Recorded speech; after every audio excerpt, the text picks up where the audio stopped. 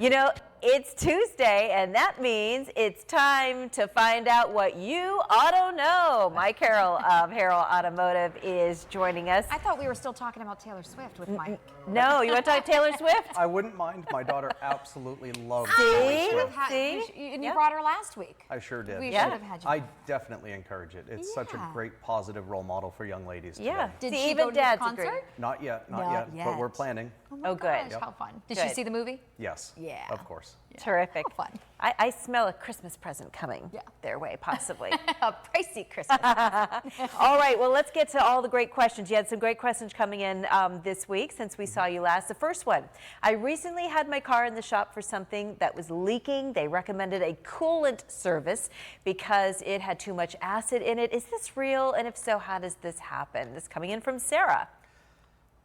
Yes, it is real. Our coolant does become acidic as it starts to degrade. The chemical composition is such that it does change its alkaline level, and it does become acidic, which can start eating components inside of your engine, your water pump, your radiator. All these components are very susceptible to that acid, and it can degrade it to a point where it starts leaking. And how long does that take for that to happen? It's hard to say. It's all depending on your driving habits, the vehicle that you have, the size engine that you have, how well your motor's running.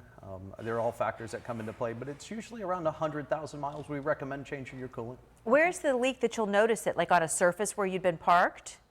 Generally, yes. Yeah. When you have something leaking out of your cooling system, it's going to leak down onto either the engine and evaporate off because of the heat from the motor, or get down onto the car, onto your pavement. Yeah. Okay. So you may or may not see a spot. Okay. All right, got it. I like this next question. Yeah. I have a very hairy dog as my passenger most of the time. He sheds a ton. What is the best way to clean the dog fur out of my car's carpet, as it seems to stick to it like glue? Nellie, we hear you. Nellie, I've got you on this one. I have 3 fur babies that are passengers in my car all the time, and they shed a ton.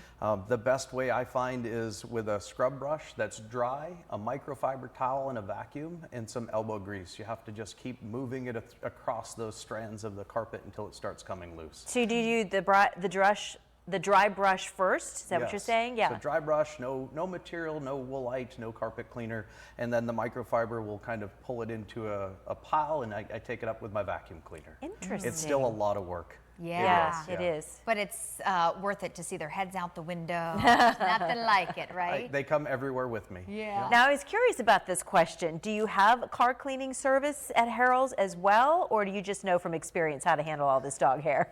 From experience, but we do some detailing. Okay. If you do ask our front counter, they can get you a price on where your car is at as far as condition, and we can do some different levels of detailing or waxing. Again, another great Christmas gift Yes, is to car make detailing. arrangements to have somebody's car detailed. And you know, now I'm noticing the dog silhouette on your logo. Which pup is that? That is Miss Paisley. Oh, she makes a great mascot. She sure does. She Mike, sure does. again, thanks for being with us. And you can submit your questions right to Mike Harrell at Harrell Automotives by sending an email, ask@yououghtaknow.org. Yep, we'll see you next week.